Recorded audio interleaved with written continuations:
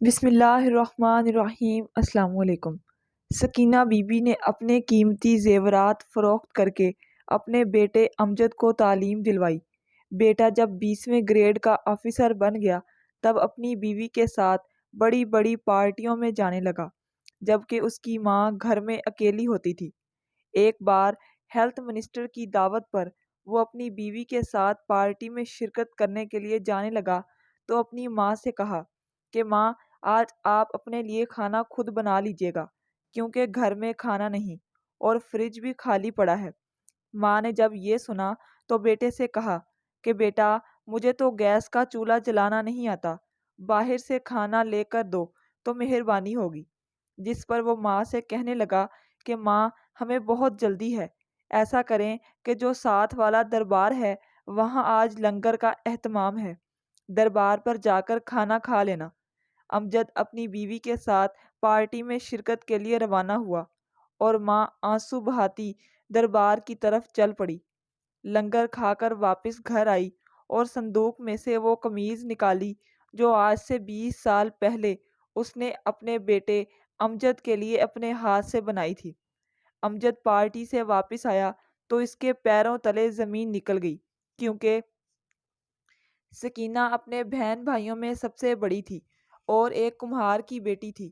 وہ اپنے باپ ماجد کمہار کے ساتھ شانہ بشانہ محنت کرتی تھی، مٹی کے برتن بناتی اور پھر گدھوں پر لاد کر شہر بھی لے جاتی۔ گاؤں کے چودھری اسلم کا بھائی شیر علی سکینہ پر نظر رکھے ہوئے تھا۔ وہ جانتی تھی کہ یہ آوارہ شخص مجھ پر بری نظر رکھتا ہے۔ آتے جاتے وہ اس کے راستے میں اسے چھیڑتا اور فکرے کستا تھا۔ حالانکہ سکینہ کے باپ کے سامنے بھی اس نے یہ گھٹیا حرکت ضرور کی تھی، مگر اس کا باپ خاموش رہتا۔ وجہ یہ تھی کہ وہ چودھری اسلم کا چھوٹا بھائی تھا اور چودھریوں کے خلاف وہ کوئی بات نہیں کرنا چاہتا تھا کہ اس کے نتائج کیا نکلیں گے، یہ بھی وہ جانتا تھا۔ ایک بار تو سکینہ اکیلی جا رہی تھی، جبکہ شیر علی اس کے سامنے آیا اور پھر اپنی گاڑی سے اتر کر اسے یہی کہنے لگا کہ مجھ سے اتنا ڈرتی کیوں ہو؟ میں تم سے بات کرنا چاہتا ہوں، لیکن تم ہو کہ مجھ سے ہمیشہ دور ہی رہتی ہو اور بات کرنے پر راضی نہیں، مجبوراً بار بار تمہارے سامنے آنا پڑتا ہے۔ ایک بار میری بات سن لو تو پھر کبھی سامنے نہیں آؤں گا۔ اس پر سکینہ نے شیر علی سے یہی کہا کہ ہم غریب ضرور ہیں لیکن غیرت مند لوگ ہیں، تجھ جیسے شخص سے میں ہمیشہ دور رہنا چاہوں گی، کیونکہ انسان جس سے نفرت کرتا ہے اس کا سامنا نہیں کرنا چاہتا۔ میں بھی تم سے نفرت کرتی ہوں، تمہارے کردار سے، تمہاری عادات سے مجھے سخت نفرت ہے، لہٰذا بہتری اسی میں ہے کہ میرے سامنے دوبارہ مت آنا۔ شیر علی نے جب یہ سنا تو غصے سے پاگل ہو گیا۔ اس نے سکینہ سے کہا کہ تم لوگوں کی اوقات کیا ہے میرے سامنے؟ اگر میں چاہوں تو ادھر ہی تمہیں زمین میں گاڑ سکتا ہوں، لیکن میں فی الحال ایسا نہیں کرنا چاہتا۔ خیر، یہ الفاظ مجھے یاد رہیں گے تمہارے، اور تمہیں ان کا جواب ضرور دینا پڑے گا، اور یہ میں لوں گا بھی۔ یہ کہہ کر شیر علی واپس اپنی گاڑی میں بیٹھا اور وہاں سے چل دیا۔ آج اس نے اپنے بھائی چودھری اسلم سے یہی کہا تھا کہ میں سکینہ سے شادی کرنا چاہتا ہوں۔ چودھری اسلم نے جب یہ سنا تو حیران ہوا اور بھائی سے کہنے لگا کہ تمہارا دماغ تو خراب نہیں، اب کمہار ہمارے رشتہ دار بن جائیں گے؟ عقل کی بات کرو، یہ تم نے کیسی بات کی؟ اس پر شیر علی نے کہا، بھائی، میری وہ لڑکی اب ضد بن چکی ہے، غریب باپ کی بیٹی ہے، مگر اس کے نخرے آسمانوں پر ہیں۔ میں جب تک اسے سبق نہیں سکھاؤں گا گھر چین سے نہیں بیٹھ سکتا۔ اس پر چودھری اسلم نے اپنے بھائی سے کہا کہ بے وقوف، تمہیں بھی عقل نہیں؟ اگر اس سے بدلہ لینا ہے تو اپنے آدمیوں کے ذریعے اسے گھر سے اٹھوا لو اور حویلی پر لے جاؤ اور جتنی مرضی اسے نوچ لو، مجھے اس بات پر اعتراض نہیں، لیکن تو اسے اپنے گھر میں لے آنا چاہتا ہے اپنی بیوی بنا کر، ایسے کیسے ممکن ہے؟ اس پر چودھری شیر علی نے کہا، بھائی، آپ کیسی باتیں کر رہے ہیں؟ مجھے آپ سے اس بات کی امید نہیں تھی۔ حقیقت تو یہ ہے کہ میں اسے پسند کرتا تھا، اس سے شادی کرنا چاہتا تھا، لیکن جب پتہ چلا کہ وہ تو مجھ سے نفرت کرتی ہے، مجھ سے شادی نہیں کرنا چاہتی، اس لیے اب وہ میری ضد بن چکی ہے۔ لیکن میں ایسا بھی نہیں کہ اسے اٹھا لوں گھر سے، ایسے میں بالکل اس کے ساتھ نہیں کر سکتا۔ چودھری اسلم نے جب یہ سنا تو حیران ہوا اور بھائی سے کہنے لگا کہ تم بھی کمال کرتے ہو، لڑکی سے بدلہ بھی لینا چاہتے ہو اور پھر اسے اپنے گھر کی زینت اور عزت بھی بنا کر گھر لے آنا چاہتے ہو۔ خیر، تمہیں پریشان ہونے کی ضرورت نہیں، تمہارا بھائی تمہاری مدد ضرور کرے گا۔ اس کا باپ ایک لالچی آدمی ہے، اس کا باپ اسے کچھ پیسے دے کر آرام سے اپنی بیٹی کے رشتے کے لیے وہ راضی بھی ہو جائے گا۔ اس وقت سکینہ اپنے گھر میں ہی موجود تھی جب چودھری اسلم اس کے گھر پر آیا۔ ماجد کمہار چودھری صاحب کی بہت آؤ بھگت کرنے لگا، اس کی خوشامد کرنے لگا۔ پھر اس نے اپنے بھائی شیر علی کے لیے سکینہ کا ہاتھ مانگا تو یہ سن کر پہلے تو کمہار کے چہرے پر عجیب تاثرات تھے، کیونکہ وہ جانتا تھا کہ اس کا بھائی شرابی ہے، باقی ہر قسم کے نشے بھی کرتا ہے، طوائف کے اڈوں پر بھی جاتا ہے اور ہر قسم کی برائی اس میں پائی جاتی ہے۔ اس نے کہا، چودھری صاحب، میری بیٹی تو ایک شریف زادی ہے، بہت ہی بھولی بالی اور معصوم لڑکی ہے، اور آپ جانتے ہیں کہ آپ کا بھائی کیسا ہے، ان کا آپس میں کوئی جوڑ نہیں، لہٰذا یہ تو میں نہیں کر سکتا۔ مگر جیسے ہی چودھری اسلم نے جیب سے پیسے نکالے اور کہا کہ یہ لو 5 لاکھ روپے، ان پیسوں سے اپنے گھر کی دیواریں بھی پکی کروا لینا اور اپنے لیے ریڑھی بھی خرید لینا، جو کہ بہت پرانی ہو چکی ہے، اور ہاں، پریشان ہونے کی ضرورت نہیں، تیری بیٹی کے جہیز کا سارا خرچ میری طرف سے ہی ہوگا، تمہیں 1 روپیہ بھی نہیں دینا پڑے گا۔ جب ماجد کمہار نے 5 لاکھ کے ہرے ہرے نوٹ دیکھے تو لالچ میں آ گیا اور چودھری اسلم سے کہنے لگا، پریشان ہونے کی ضرورت نہیں، سکینہ میرے گھر میں آپ لوگوں کے لیے امانت ہی ہے، جب چاہیں اپنی اس امانت کو لے جائیں۔ ادھر شادی کی تاریخ بھی طے ہو گئی اور اسلم کے جانے کے بعد ماجد کمہار کے سامنے اس کی بیٹی سکینہ آئی اور کہا کہ بابا، یہ آپ نے میرے ساتھ کیا کیا؟ میری اتنی اوقات ہے آپ کی نظر میں کہ آپ نے ایک نشئی کو 5 لاکھ کے عوض مجھے فروخت کر دیا۔ ماجد کمہار نے جب یہ سنا تو کہا، زیادہ زبان چلانے کی ضرورت نہیں، تم سے نیچے میری 5 بیٹیاں اور بھی ہیں، ان کی مجھے شادی کرنی ہے، یہ پیسے میں تمہاری بہنوں کے لیے بچا رہا ہوں تاکہ ان کی بھی شادی کر سکوں۔ سکینہ اپنے باپ سے کہنے لگی کہ آپ کے سامنے ہے شیر علی، نام تو شیر علی ہے لیکن اپنے نام کے برعکس اس کے کام گھٹیا ہیں، اس کے کردار سے تو آپ اچھی طرح واقف ہیں۔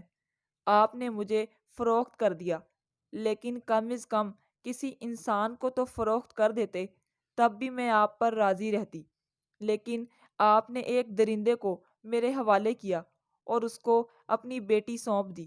اپنی بیٹی کو جواب دینے کے لیے الفاظ اس کے پاس موجود نہیں تھے، وہ بار بار بیٹی سے یہی کہہ رہا تھا کہ میں نے تمہیں فروخت نہیں کیا، میرے ساتھ زبان درازی مت کرو، میں کبھی تمہارا برا نہیں چاہوں گا، لہٰذا یہاں سے چلی جاؤ۔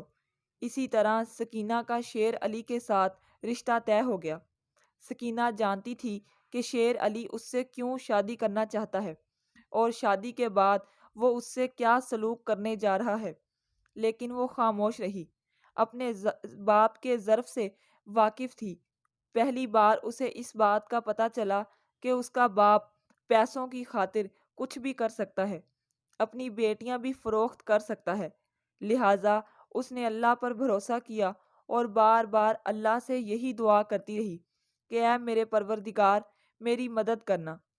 شیر علی نے سکینہ سے شادی تو کر لی تھی، لیکن اس کے بھائی کی طرف سے پہلے ہی کہا گیا تھا کہ وہ کمہار کی بیٹی ہے، اسے حویلی میں تو نہیں لے آئے گا، لہٰذا اس کو پرانی حویلی میں رکھنا اور گاؤں سے دور، تاکہ لوگ ہمارا مذاق مت اڑائیں۔ تو نے اپنا شوق تو پورا کر لیا، لیکن شوق کے لیے میں یہ نہیں کر سکتا کہ کمہار کی بیٹی کو اپنی بیوی بچوں کے ساتھ رکھوں۔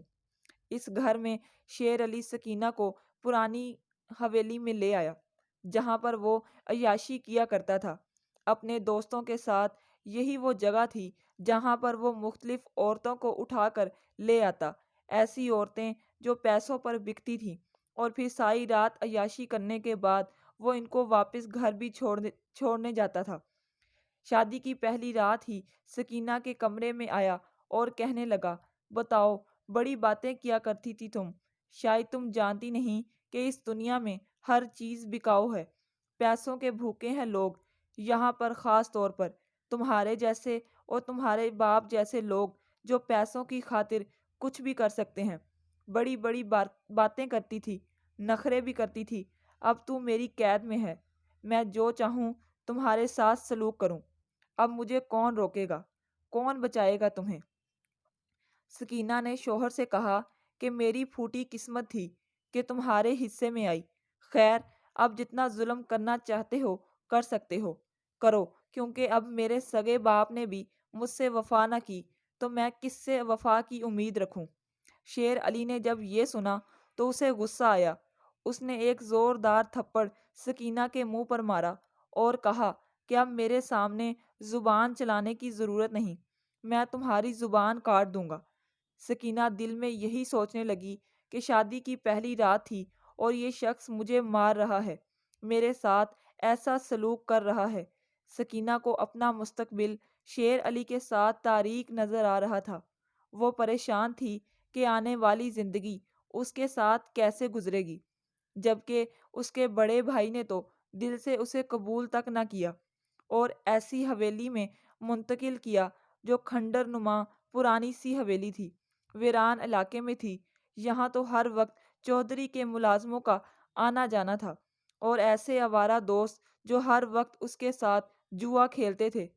اب تو شیر علی کا یہ طریقہ کار تھا کہ جب بھی اس کے آوارہ دوست اس سے ملنے آتے تو پہلے کی طرح وہ اسے اپنے روم تک لے آتا تھا، جبکہ سکینہ بیچاری ادھر موجود ہوتی تھی۔ وہ غیر محرم مردوں کو دیکھ کر وہاں سے روانہ ہو جاتی، مگر شیر علی کو اتنی شرم نہیں تھی کہ وہ اپنی بیوی کے سامنے اپنے دوستوں کو لے آتا۔ ایک بار جب سکینہ نے اس بات پر اعتراض کیا کہ آپ اپنے دوستوں کو ہمارے روم تک لے آتے ہیں، یہ بات ٹھیک نہیں، مجھے یہ پسند نہیں، مہربانی کر کے آپ ایسا تو مت کیجیے۔ اس پر سکینہ کو اس نے دوبارہ مارا اور مار مار کے جب تھک گیا پھر کہنے لگا کہ کون سا تم پہلے محل میں رہتی تھی تو ہر وقت تو گدھے پر لاد کر شہر جاتی تھی، اس وقت تو تمہیں پردے کا خیال نہیں تھا، لیکن اب تمہیں پردے کا خیال آیا۔ تم کمہار کی بیٹی ہو اور تمہاری کیا عزت ہے جو میں تمہیں اتنا پروٹوکول دوں۔ اس کے بعد کبھی بھی سکینہ نے اپنے شوہر سے اس طرح کی کوئی بات نہ کی، کیونکہ اسے اپنے شوہر سے اب کوئی امید نہیں تھی۔ جب بھی وہ اپنے دوستوں کو گھر کے اندر لے آتا، وہ چپ چاپ الگ کمرے میں چلی جاتی، اندر سے دروازہ بند کر دیتی اور پھر رونا شروع کر دیتی۔ یہی اس کی زندگی تھی جو آہستہ آہستہ گزر رہی تھی۔ کئی بار اس کے دل میں آیا کہ وہ اپنی زندگی ہی ختم کرے، اپنے آپ کو مار ڈالے، لیکن پھر حرام موت اس سے بچنے کے لیے وہ اپنا یہ ارادہ ترک کر دیتی تھی۔ اسے اپنے باپ سے نفرت ہو چکی تھی۔ اسے یقین نہیں آتا تھا کہ اس کا باپ اس قدر بھی گر سکتا ہے کہ اپنی بیٹی کا سودا کرے گا۔ حالانکہ شروع میں وہ یہی سمجھتی تھی کہ اس کا باپ اپنی بیٹیوں سے بے حد محبت کرتا ہے۔ اس کی بیٹیاں ہر وقت اس کے شانہ بشانہ کھڑی تھیں، کام میں اس کا ہاتھ بٹاتی تھیں، لیکن اس نے اپنی بیٹیوں کے ساتھ کیا کیا؟ ایک ظالم شخص کے حوالے کر دیا۔ اب تو اسے اپنے ساتھ ساتھ اپنی چھوٹی بہنوں کا بھی بہت احساس تھا۔ وہ ان کے بارے میں بھی کافی پریشان ہوتی تھی کہ ابا ان کے ساتھ کیا کرے گا، خدا نخواستہ ان کو بھی کسی ظالم شخص کے حوالے نہ کر دے، وہ بھی پیسوں کی لالچ میں۔ وہ کبھی بھی واپس اپنے باپ کے گھر نہیں جانا چاہتی تھی، لیکن اپنی بہنوں کی خاطر، کیونکہ وہ ان سے محبت کرتی تھی، وہ گھر واپس آئی اپنی بہنوں کے حال پوچھنے۔ اپنی ماں سے بھی مل لیتی تھی، لیکن اپنے باپ سے بولتی تک نہ تھی۔ حالانکہ اس کے باپ نے کئی بار اس سے بولنے کی کوشش کی، لیکن وہ منہ پھیر لیتی۔ وہ اپنے باپ سے ناراض تھی۔ اس کے باپ نے اس کے ساتھ بہت بڑا ظلم کیا تھا۔ نہ وہ اپنے باپ کو اپنے جسم کے زخم دکھا سکتی تھی اور نہ ہی وہ دکھانا چاہتی تھی۔ وہ باپ سے لا تعلق ہو چکی تھی۔ وقت گزرتا گیا، سکینہ کے 2 بیٹے اور 2 بیٹیاں پیدا ہوئیں، مگر شیر علی بالکل سدھر نہ پایا۔ نہ ہی زندگی میں کبھی اس میں کوئی فرق آیا۔ حالانکہ وہ 4 بچوں کا باپ بن چکا تھا، لیکن پھر بھی آوارہ دوستوں کے ساتھ گھومتا، ان کو گھر لے آتا، اور عورتوں کے ساتھ اس کے ناجائز تعلقات بھی تھے۔ چودھری اسلم نے اپنے بھائی سے تعلق ختم نہ کیا، لیکن اسے کبھی بھی سکینہ اور اپنے بچوں کو قبول نہ کیا۔ حالانکہ وہ اس کے بھتیجے تھے، لیکن اس نے کبھی بھی چچا ہونے کے ناطے ان بچوں کو پیار نہ کیا، نہ ہی ان کی طرف دیکھا، بلکہ ان کو کمہار کی اولاد کہا کرتا تھا۔ جب شیر علی نے اپنے بھائی سے شکایت کی کہ آپ میرے بچوں کو پیار نہیں کرتے، تو چودھری اسلم نے یہی کہا کہ اب بھی اگر تو اپنی بیوی اور بچوں سے لا تعلق ہو جاؤ تو تمہاری ایک اچھے خاندان میں شادی کروں گا، اور پھر تمہاری بیوی کو عزت کے ساتھ اس حویلی میں لے آؤں گا۔ آخر کار اپنے بھائی کی فرمائش پر اس نے سکینہ اور اپنے بچوں کو گھر سے نکال دیا اور انہیں لا تعلق کر دیا۔ سکینہ اپنے بچوں کو لے کر شہر آئی، کیونکہ ادھر اس کی خالہ تھی جس نے سکینہ کو پناہ دی۔ وہ اپنے گھر واپس نہیں جانا چاہتی تھی۔ 2 بڑے بیٹے تھے، امجد اور محسن۔ جیسے ہی محسن بڑا ہوا تو ورک شاپ پر کام کرنے لگا، کیونکہ وہ پڑھائی نہیں کرنا چاہتا تھا، نہ ہی پڑھائی میں لائق تھا۔ حالانکہ امجد کو پڑھنے کا بہت شوق تھا، اور محسن نے اپنی ماں سے یہی کہا کہ میں تو نہ پڑھ سکا، لیکن اپنے چھوٹے بھائی کو ضرور پڑھاؤں گا، اس کے لیے محنت کروں گا۔ وہ ایک ورک شاپ پر کام کرنے لگا۔ ورک شاپ کا مالک محسن پر سختی کرتا، اسے مارتا، لیکن اس نے کام نہ چھوڑا۔ محسن جب بڑا ہوا تو اس کا ایک دوست جو سعودی عرب میں مقیم تھا، اس نے محسن کو مشورہ کیا کہ یہاں کام کرنے کے لیے کچھ ورکرز کی ضرورت ہے، پیسے بھی زیادہ ملیں گے۔ محسن اپنے دوست سے یہی کہنے لگا کہ اگر پھر تو میرے ویزے کا بندوبست کر لے تو میں اپنی تنخواہ میں کاٹ کر تمہارے پیسے واپس کر دوں گا، لیکن فی الحال میرے پاس ویزے کے پیسے نہیں۔ محسن کے دوست نے اس کی مدد کی۔ محسن نے اپنی ماں سے اجازت چاہی کہ میں باہر جانا چاہتا ہوں۔ سکینہ یہ نہیں چاہتی تھی، لیکن مجبور تھی۔ ایک بھائی اور 2 بہنیں اسکول میں پڑھ رہی تھیں، ان کی فیسوں کے لیے پیسوں کی بھی ضرورت تھی، جبکہ محسن خود بھی ادھر کافی مشکل میں تھا۔ کوئی ڈھنگ کا کام اسے نہیں مل رہا تھا۔ سارا دن ورک شاپ پر ذلیل ہوتا تھا، خوار ہوتا تھا، لیکن مہینے کے 8-10 ہزار ملتے، وہ بھی تھوڑی تھوڑی کر کے ملتے تھے۔ اوپر سے اپنے استاد کی باتیں بھی سننا پڑتی۔ محسن سعودی عرب پہنچ چکا تھا، اور اس کے دوست نے اس کی نوکری ایک شیخ کے گھر پر لگوائی۔ محسن شیخ کا خاص ملازم بن گیا، اور اس کی غیر موجودگی میں گھر کی حفاظت بھی کرتا تھا، اور اس کے گھر کا سیکیورٹی گارڈ بھی تھا۔ ماہانہ تنخواہ بھی اچھی مل رہی تھی۔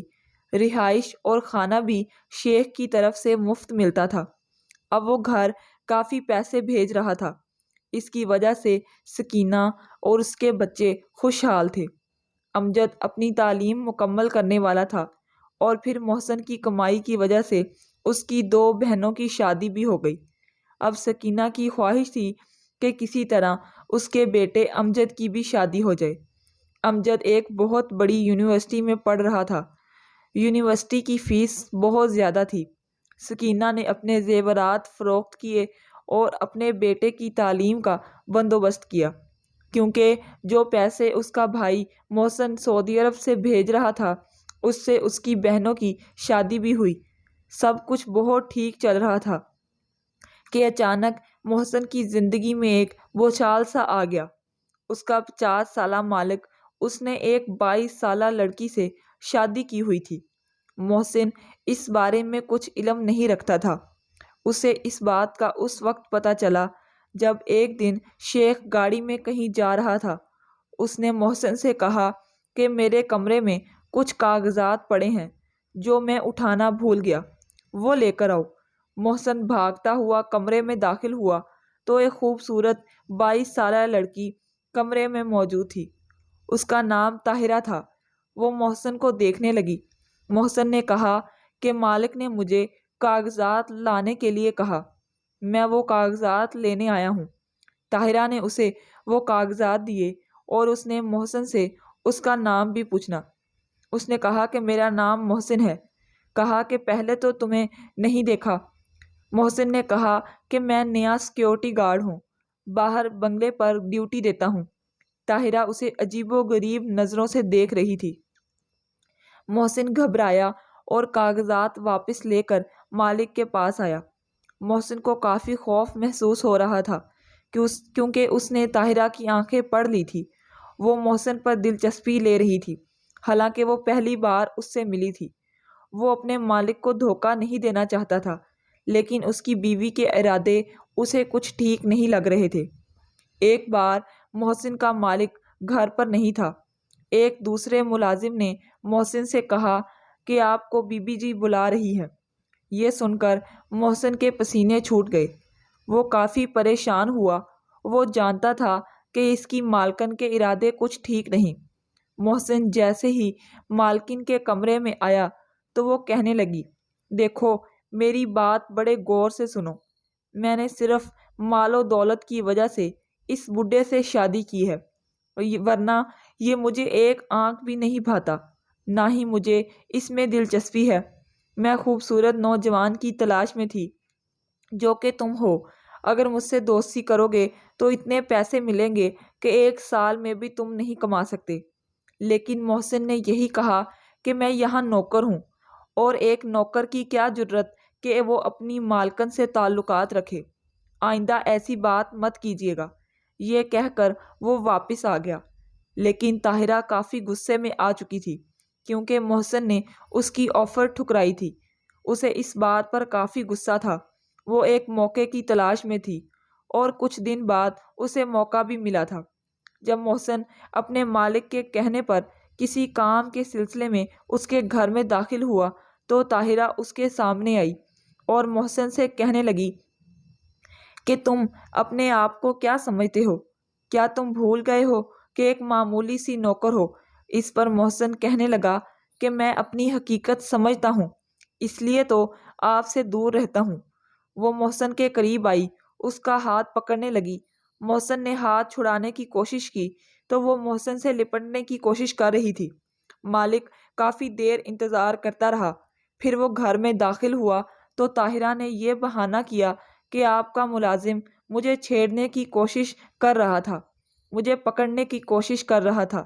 وہ رونے لگی، بہانے بنانے لگی، بھاگتی ہوئی اپنے شوہر کے پاس آئی اور سسکیاں لینے لگی۔ مالک کو محسن پر غصہ آیا، حالانکہ محسن بار بار اپنے مالک سے کہہ رہا تھا کہ میں بالکل بے قصور ہوں، آپ کی بیوی مجھ پر جھوٹا الزام لگا رہی ہے۔ لیکن اس نے پولیس کو فون کیا اور پولیس اسے پکڑ کر قید خانے میں لے آئی۔ ایک عورت کو ہراساں کرنے کے جرم میں اسے 10 سال کی قید ہو چکی تھی۔ ادھر سکینہ اپنے بیٹے کے بارے میں ابھی بھی لا علم تھی، لیکن جب پیمنٹ آنا بند ہوئی اور محسن نے اس ماہ پیسے نہ بھیجے تو اسے پریشانی ہوئی، لیکن وہ رابطہ کیسے کرے؟ محسن کے علاوہ کسی کا نمبر اس کے پاس نہیں تھا۔ خیر، اسے امید تھی کہ کچھ عرصہ بعد خود محسن اس سے رابطہ ضرور کرے گا۔ آخر میں اس کی ماں ہوں۔ ابھی 1 ہفتہ ہی گزرا تھا کہ امجد کو ایک بڑی جاب کی آفر ہوئی۔ 18ویں گریڈ کا آفیسر بن چکا تھا۔ سکینہ کی خوشی کا ٹھکانہ نہیں تھا۔ اس سے زیادہ خوشی سکینہ بی بی کو تب ہوئی جب امجد نے اپنی ماں سے یہ بھی کہا کہ وہ ایک لڑکی کو پسند کرتا ہے اور اس سے شادی کرنا چاہتا ہے۔ سکینہ بہت خوش ہوئی، لیکن اس سے زیادہ خوشی اس بات کی تھی کہ اس کا بھائی محسن بھی امجد کی شادی میں کاش شریک ہوتا، لیکن ایسا ممکن نہیں تھا۔ امجد کو شادی کی جلدی تھی، لیکن اس کی ماں یہی کہہ رہی تھی کہ اپنے بھائی سے تو رابطہ کر لو، 20-25 دن ہو گئے ہیں، اس کا کوئی اتا پتہ نہیں، نہ ہی اس نے مجھ سے رابطہ کیا۔ اس نے کہا ٹھیک ہے، میں اپنے بھائی سے رابطہ ضرور کروں گا۔ پھر امجد نے محسن کے دوست سے رابطہ کیا تو اس نے بتایا کہ اسے تو جیل ہو گئی کیونکہ اس نے اپنے مالک کی بیوی کو ہراساں کیا تھا۔ اب جب کافی پریشان ہوا، لیکن اس نے اپنی ماں کو نہ بتایا اور یہی کہا کہ بھائی ٹھیک ہیں، اور بھائی نے بھی کہا ہے کہ کسی مجبوری کی وجہ سے میں تمہاری شادی میں شریک نہیں ہو سکتا۔ امجد کی شادی ہو گئی اور بڑے دھوم دھام سے وہ اپنی دلہن کو گھر لایا۔ لائبہ اس کی محبت تھی اور اس کی خوشی کا کوئی ٹھکانہ نہیں تھا جب اسے اپنی محبت مل چکی تھی۔ شروع میں لائبہ کا رویہ اس کی ماں کے ساتھ ٹھیک تھا اور سکینہ دل ہی دل میں بہت خوش ہوئی کہ اسے ایک اچھی بہو ملی ہے، کیونکہ اس کی اپنی کوئی بیٹی اس گھر میں موجود نہیں تھی۔ وہ یہی سوچتی تھی کہ لائبہ کی شکل میں مجھے اپنی بیٹی مل گئی، لیکن وقت کے ساتھ ساتھ وہ اپنا اصلی چہرہ دکھانے لگی۔ امجد کی ماں کو بالکل پسند نہیں کرتی تھی، کیونکہ امجد کی والدہ ایک سادہ سی عورت تھی، سادہ سے کپڑے پہنتی تھی۔ جب بھی لائبہ کی کوئی دوست ان کے گھر آتی تو وہ بتاتی تھی کہ یہ میری ساس ہے۔ لائبہ کی دوست اس کی ساس کا مذاق اڑاتی تھیں اور کہتی تھیں کہ سچ پوچھو تو یہ تمہاری ملازمہ لگتی ہے۔ اس دن سے لائبہ کو اپنی ساس سے چڑ ہونے لگی اور دل میں یہی دعا کرتی کہ کب اس سے جان چھوٹے گی اور یہ کب مرے گی۔ چھوٹی چھوٹی باتوں پر وہ اپنی ساس سے لڑائی جھگڑا شروع کر دیتی تھی، اور اب تو امجد بھی اپنی بیوی کی طرفداری کرنے لگا تھا اور اپنی ماں کے ساتھ اس کا رویہ بھی ٹھیک نہیں ہو رہا تھا۔ حالانکہ سکینہ نے کبھی اپنی بہو کی شکایت اپنے بیٹے سے نہیں کی تھی۔ وہ نہیں چاہتی تھی کہ گھر کا ماحول خراب ہو جائے اور لڑائی جھگڑا ہو، لیکن لائبہ کسی صورت سکینہ کو برداشت نہیں کر رہی تھی۔ اب تو وہ اپنی بیوی کے ساتھ بڑی بڑی پارٹیوں میں جانے لگا۔ اکثر اوقات ایسا ہوتا کہ وہ بیوی کے ساتھ رات کو پارٹی میں چلا جاتا اور ماں بیچاری گھر میں اکیلی رہتی تھی۔ ماں کو اکیلے پن میں خوف بھی محسوس ہوتا تھا۔ آج رات بھی وہ تیار ہو رہا تھا کیونکہ ہیلتھ منسٹر کی طرف سے ڈنر پارٹی کا اہتمام کیا گیا تھا۔ امجد نے اپنی بیوی لائبہ سے کہا کہ جلدی سے تیار ہو، جلدی کرو کیونکہ دیر ہو رہی ہے۔ فریج میں جا کر چیک کیا تو کھانا نہیں تھا۔ امجد ماں سے کہنے لگا کہ ماں جی، ہم پارٹی میں جا رہے ہیں، آپ اپنے لیے روٹیاں پکا لیجیے گا۔ سکینہ نے اپنے بیٹے سے کہا کہ بیٹا، مجھے گیس کا چولہا نہیں جلانا آتا، اگر مجھے باہر سے کھانا لا کر دو گے تمہاری مہربانی ہوگی۔ امجد اپنی ماں سے کہنے لگا ماں جی، مجھے پہلے ہی دیر ہو رہی ہے، آپ ایسا کریں، وہ سامنے دربار پر آج بڑے لنگر کا اہتمام ہے، وہاں سے کھانا کھا لیجیے گا اور ہم جا رہے ہیں۔ اس کے بعد اپنی بیوی سے کہنے لگا جلدی سے تیار ہو، دیر ہو رہی ہے۔ سکینہ اپنے بیٹے کے یہ الفاظ سن کر حیران ہوئی تھی۔ اسے کم از کم امجد سے اس بات کی امید نہیں تھی۔ وہ دونوں گاڑی میں بیٹھ کر پارٹی میں شرکت کے لیے روانہ ہوئے اور وہ بیچاری ماں آنسو بہاتی ہوئی دربار کی طرف روانہ ہوئی۔ راستے میں یہی سوچ رہی تھی کہ یا اللہ، یہ میری کیسی قسمت ہے، سب سے پہلے باپ ایسا نکلا جس نے مجھے فروخت کیا، پھر ایسا شوہر ملا جو ساری زندگی مجھ پر ظلم کرتا رہا، پھر بھری جوانی میں طلاق دے کر گھر سے نکال دیا۔ بچوں کی اتنی مشکل سے میں نے پرورش کی اور اپنے زیورات فروخت کر کے میں نے انہیں تعلیم دلوائی، لیکن جیسے ہی میرا ایک بیٹا آفیسر بنا، ابھی اس کے تیور بھی بدل گئے۔ دربار میں جا کر اس نے لنگر کے چاول کھائے، گھر واپس آئی اور پرانے صندوق میں سے امجد کی وہ قمیض نکالی جو آج سے 20 سال پہلے اس نے اپنے ہاتھ سے بنائی تھی۔ اس قمیض کو دیکھ کر روتی رہی، دل میں یہی سوچتی رہی کہ امجد تو میری ایک رات کا بدلہ بھی ادا نہیں کر سکتا جو میں نے اس کے لیے رات کو گزاری تھی جا کر، جب تمہاری طبیعت خراب تھی۔ ساری رات تمہاری فکر میں رہتی تھی، اور اسی طرح کئی راتیں میں نے تمہاری خاطر جا کر گزاری تھی، اور تم ہو کہ اپنی ماں کو بھول گئے۔ وہ دل میں ایسے ہی امجد سے گلے شکوے کر رہی تھی۔ سعودی عرب میں محسن کے مالک کو شک ہوا کہ کہیں میری بیوی نے جان بوجھ کر بیچارے نوکر سے اس سے بدلہ تو نہیں لیا کسی قسم کا۔ اس نے گھر میں لگے CCTV کیمرے میں چیک کیا تو سامنے بات یہ ہے کہ اس کی بیوی ہی محسن پر ڈورے ڈال رہی تھی۔ اس نے محسن کو جیل سے رہا کروایا اور معافی مانگی کہ مجھ سے غلطی ہوئی، میری بیوی گمراہ تھی جبکہ تم بے قصور تھے۔ محسن نے اپنے مالک سے اجازت چاہی کہ میں بس وطن واپس جانا چاہتا ہوں، اپنی ماں کو مس کر رہا ہوں، ماں سے ملنا چاہتا ہوں۔ مالک نے اسے 2 ہفتے کی چھٹی دی۔ امجد پارٹی سے واپس آیا، گھر میں داخل ہوا تو دیکھا کہ ماں کو بخار ہے۔ وہ تڑپ رہی تھی، اس کے جسم کانپ رہا تھا۔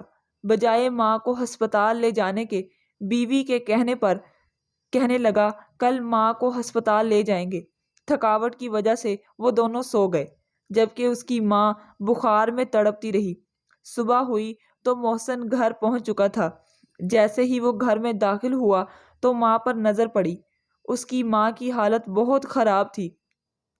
اس نے چیخ کر اپنے بھائی کو نیند سے بیدار کیا، امجد کے منہ پر تھپڑوں کی برسات کی اور اس سے کہا کہ کیا کر رہے تھے، میری ماں کے ساتھ ایسا سلوک کر رہے تھے۔ دونوں بھائیوں میں لڑائی ہوئی اور اس پر امجد نے اپنے بھائی سے کہا کہ اتنا ماں کا احساس ہے تو اسے اپنے ساتھ لے جاؤ، ہماری جان چھوڑ دو۔ محسن ماں کو اپنے ساتھ لے گیا۔ لائبہ بھی بہت خوش تھی کہ اس سے جان چھوٹی۔ اس کے بعد محسن اپنی ماں کو اپنے ساتھ واپس سعودی عرب بھی لے گیا، اسے عمرہ بھی کروایا۔ سکینہ نے اپنے بیٹے کو دل سے دعا دی، جبکہ امجد نہ ہی ماں اور نہ ہی اپنے بھائی سے تعلق رکھنا چاہتا تھا اور نہ ہی ان سے رابطہ کیا۔ محسن نے ادھر سعودی عرب میں ہی شادی کر لی۔ ایک پاکستانی لڑکی تھی جس کا نام سریا تھا، بہت ہی اچھی لڑکی تھی۔ اپنی محنت کی وجہ سے محسن سعودی عرب میں کافی سیٹل ہو چکا تھا، چھوٹا موٹا کاروبار بھی کر رہا تھا، ایک چھوٹا سا گھر بھی بنا لیا تھا۔ محسن کا ایک چھوٹا سا بیٹا بھی تھا جو پورے گھر کے لیے ایک رونق تھا۔ حالانکہ امجد اپنی ماں اور بھائی سے لا تعلق ہو چکا تھا، ان سے رابطہ نہیں رکھتا تھا، لیکن ماں کا دل اب بھی اپنے بیٹے کے لیے تڑپ رہا تھا۔ وہ ایک ماں تھی جو ہر حال میں اپنی اولاد کو نہیں بھول پا رہی تھی، اور ان کی محبت میں ابھی بھی کسی قسم کی کمی نہیں آئی۔ وہ اپنے بیٹے محسن سے بار بار یہی کہہ رہی تھی کہ اپنے بھائی کے بارے میں پتہ کرو، تمہارا چھوٹا بھائی ہے، اس سے رابطہ کرو۔ 6 ماہ ہو چکے ہیں، نہ ہی اس کی آواز سنی اور نہ ہی اس کے بارے میں جانتی ہوں۔ محسن نے اپنی ماں سے کہا کہ ماں، آپ بھی بڑی عجیب ہیں، عجیب باتیں کرتی ہیں۔ وہ 20ویں گریڈ کا آفیسر ہے، پیسے کی کوئی کمی نہیں، لڑکی بھی ایسی ملی جو اس کی پسند تھی، اور خیالات بھی ان کے ملتے ہیں۔ پھر آپ کو کس بات کی پریشانی ہے؟ اسے ہماری فکر نہیں تو ہم اس کی فکر کیوں کریں؟ لیکن ماں بار بار یہی کہہ رہی تھی کہ ماں کے کہنے پر امجد نے اس کے بارے میں معلوم کیا تو پتہ چلا کہ امجد تو جیل میں ہے، اس نے ایک شخص کو قتل کیا۔ یہ سن کر ماں بیٹا دونوں حیران ہوئے۔ دونوں واپس وطن لوٹے اور امجد نے اپنے بھائی سے ملاقات کی۔ اس کی حالت کافی بگڑ چکی تھی۔ وہ اپنی ماں سے معافی مانگ رہا تھا اور یہی کہہ رہا تھا کہ جس عورت کی وجہ سے میں نے آپ کو دھتکارا، گھر سے نکالا، اس نے میری عزت کا جنازہ ہی نکال دیا۔ کسی کے ساتھ اس کے ناجائز تعلقات تھے اور میری غیر موجودگی میں ایک بار اسے وہ گھر لے آئی، میرے بیڈ روم میں۔ مجھ سے برداشت نہ ہوا اور میں نے اسے جان سے مار دیا۔ امجد کو پھانسی کی سزا ہو چکی تھی، لیکن اس سے زیادہ اسے اس بات کا غم تھا کہ اپنی جنت، اپنی ماں کو گھر سے کیوں نکالا۔ شاید اگر میری ماں میرے گھر میں ہوتی تو ماں کی برکت کی وجہ سے میں اس مصیبت میں نہ پھنستا۔